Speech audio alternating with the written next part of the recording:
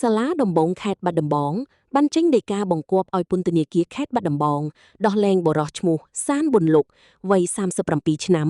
ឲ្យមានសេរីភាពវិញជាបន្ទាន់ប្រសិនបើមិនជាប់ពាក់ព័ន្ធបទល្មើសផ្សេងទៀត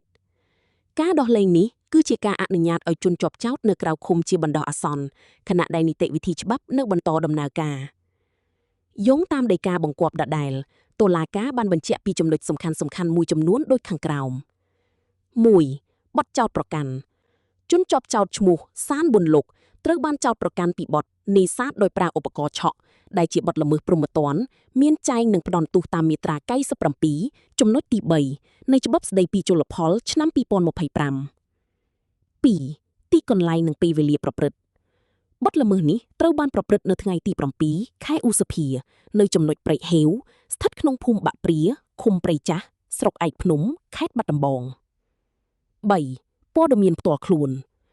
លោកសានប៊ុនលុកមានរបរជាអ្នកនេសាទមានប្រពន្ធនិងកូនប្រុសស្រី4នាក់នៅក្នុងបន្ទប់